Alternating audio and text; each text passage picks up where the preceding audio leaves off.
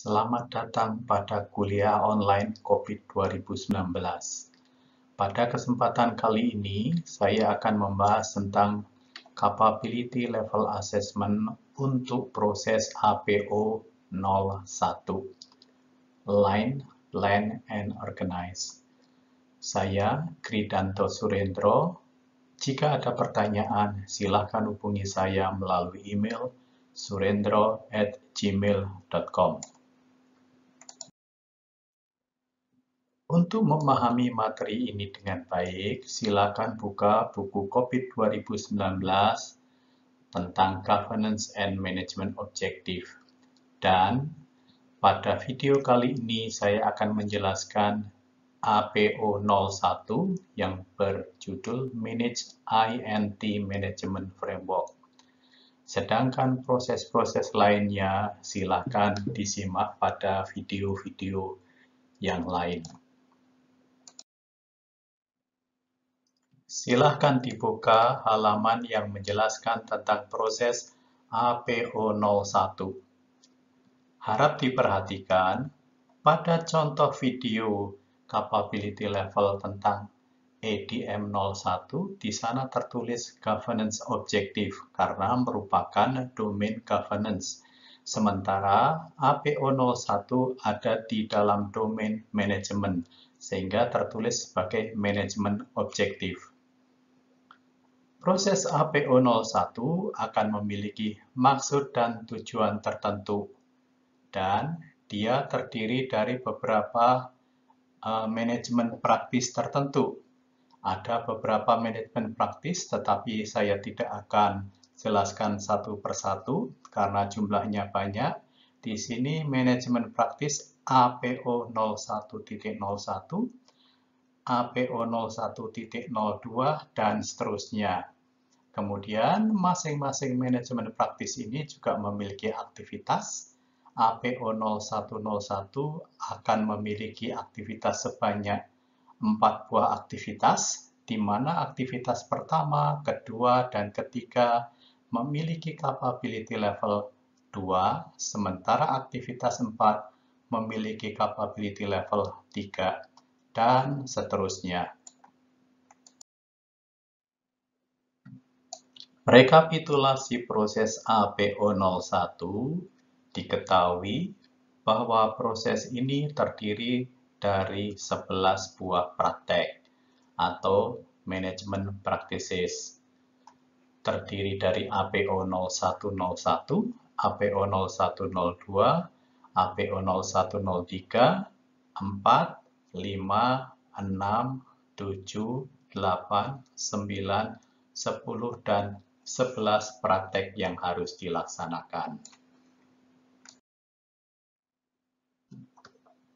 Perhatikan praktek manajemen untuk APO 01.01.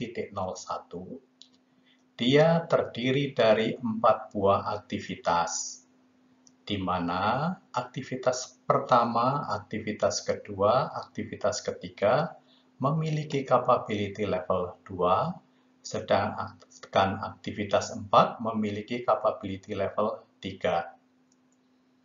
Praktik manajemen APO 01.02 terdiri dari 4 buah aktivitas, di mana hanya aktivitas pertama saja yang memiliki capability level 2, sementara aktivitas 2, 3, dan 4 memiliki capability level 3. Silakan dibuka penjelasan terkait APO 0103 sampai APO 01.11. Praktek APO 0101 bisa dibuat diagram seperti ini. Terlihat bahwa APO 0101 terdiri dari 4 buah aktivitas, di mana aktivitas 1, aktivitas 2, dan aktivitas 3 memiliki capability level 2, sedangkan aktivitas 4 memiliki capability level 3. Praktek APO 0102 juga memiliki 4 buah aktivitas, tetapi hanya aktivitas 1 yang bernilai capability level 2, sedangkan aktivitas 2, aktivitas 3, aktivitas 4 akan memiliki capability level 3, dan seterusnya. Jika diringkas, struktur proses APO01 dapat dilihat sebagai berikut.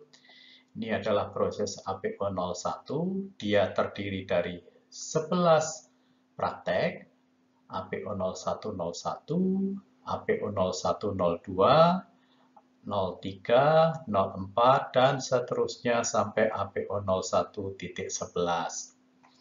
APO0101 terdiri dari 4 buah aktivitas, di mana 3 buah aktivitas bernilai capability level 2, 1 buah aktivitas bernilai capability level 3. APO0102 memiliki 4 buah aktivitas, di mana aktivitas 1 memiliki capability level 2, aktivitas 2, 3, 4 memiliki capability level yang ketiga, dan seterusnya. Di sini terlihat bahwa praktek APO01.11 memiliki 6 buah aktivitas, di mana aktivitas pertama dan aktivitas kedua memiliki capability level 4, sementara aktivitas 3, 4, 5, 6 memiliki capability level 5.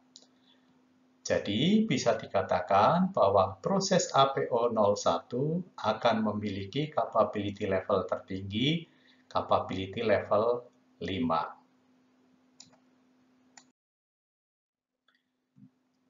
Direkapitulasi, jumlah aktivitas yang ada untuk setiap capability level adalah sebagai berikut. Untuk capability level 2, terdiri dari 19 buah aktivitas. Capability level 3 terdiri dari 18 buah aktivitas. Capability level 4 terdiri dari 5 buah aktivitas. Capability level 5 terdiri dari 4 buah aktivitas. Sehingga untuk proses APO01 terdiri dari 46 buah aktivitas. Jika dianalogikan, apa sih yang dimaksud dengan mencapai capability level 2? Jadi, bayangkan ini ada sebuah filter atau saringan. Aktivitas-aktivitas akan bernilai capability level 2 jika seluruh aktivitasnya berhasil melewati saringan ini. Jadi artinya, untuk proses APO01, jika 19 buah aktivitas yang memiliki capability level 2 dilakukan dan terbukti dengan baik, maka dia akan memiliki capability level 2. Begitu juga untuk capability level 3. Tetapi, untuk mencapai capability level 3, syaratnya adalah semua aktivitas yang memiliki capability level 2 harus lolos terlebih dahulu. Kemudian baru dilanjutkan dengan semua aktivitas yang memiliki capability level 3 harus lolos juga. Baru dia bisa mencapai capability level 3. Artinya, proses APO01 akan memiliki capability level 3 jika 19 ditambah 18, 37 buah aktivitas dilakukan dengan baik. Untuk mencapai capability level 4 juga sama. Pertama, dia harus melewati saringan capability level 2, terus melewati saringan capability level 3, dan melewati saringan capability level 4. Baru dia berhasil mencapai capability level 4. Artinya ada 19 ditambah 18 ditambah 5 aktivitas yang harus dijalankan dalam proses APO01 ini. Akhirnya, untuk mencapai capability level 5, maka syaratnya adalah 46 buah aktivitas harus dilaksanakan dan semuanya terbukti dengan baik. Artinya apa? Bahwa pertama, ada 19 buah aktivitas dengan capability level 2 terbukti dilaksanakan dengan baik, ditambah 18 buah aktivitas capability level 3, ditambah 5 buah aktivitas capability level 4, dan terakhir 4 buah aktivitas dengan capability level 5.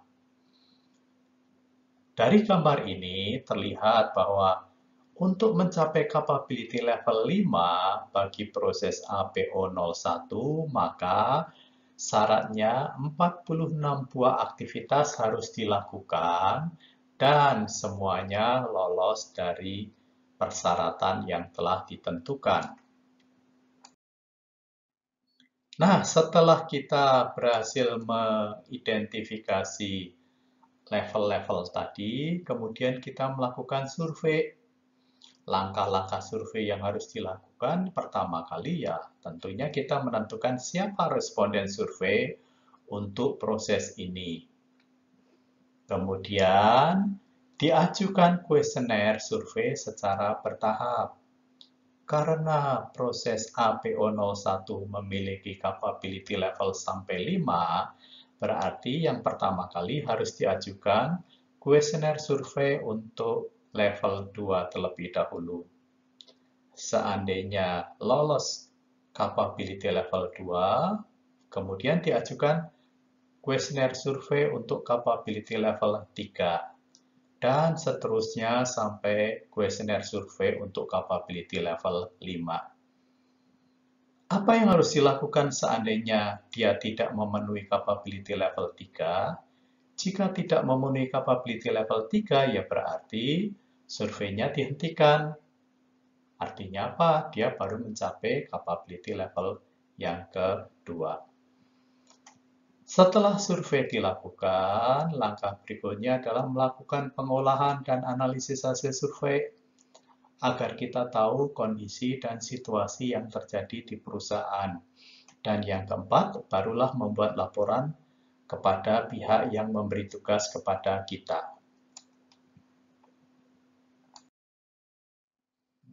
Ini adalah pertanyaan-pertanyaan yang diajukan untuk kuesioner survei. Karena jumlahnya 46, di mana level 2 dan 3 totalnya ada 37 buah, maka saya mulai contoh dari level 4. Pernyataan-pernyataan yang ini berasal dari mana? Ya, silakan tadi lihatlah aktivitas-aktivitas yang memiliki level 4. Totalnya ada 5. Kemudian saya nyatakan sebagai pernyataan-pernyataan seperti ini. Pernyataan disampaikan pada responden dan diminta untuk jawabannya. Jawaban bisa ada dua versi. Versi yang pertama hanya menyatakan pernyataan pertama lolos atau tidak lolos, atau juga menggunakan versi NPLF, di mana N adalah non, P adalah partially, L adalah largely, dan F adalah fully. Dengan kuesioner level 5. Silakan dilihat pada praktek-praktek yang memiliki capability level 5 dikumpulkan sebagai pernyataan atau pertanyaan di sini dan diajukan kepada para responden untuk diminta jawabannya. Setelah hasil survei diperoleh, kita lakukan analisis. Nah, saya di sini memberikan contoh dari sebuah survei yang pernah kami lakukan. Kebetulan mereka menggunakan COVID versi 4, jadi yang dinilai adalah maturity level. Saya menggunakan tools yang disebut sebagai candlestick diagram. Perlu diketahui, candlestick diagram ini sebenarnya biasa digunakan oleh orang-orang yang bekerja di bidang jual beli saham. Nah, di sini terlihat bahwa candlestick diagram ini terdiri dari high, low, open, close, dan sebagainya. Yang penjelasan detailnya silakan dilihat pada video terkait candlestick diagram. Cara membuat candlestick diagram dan penggunaannya silakan dilihat pada video lainnya. Pastikan Anda telah subscribe agar tidak kelupaan dan ketinggalan informasi. Dukungan Anda akan membuat konten yang disampaikan ini tetap berlanjut dengan baik. Demikian kuliah online untuk kali ini. Terima kasih atas perhatian dan partisipasinya.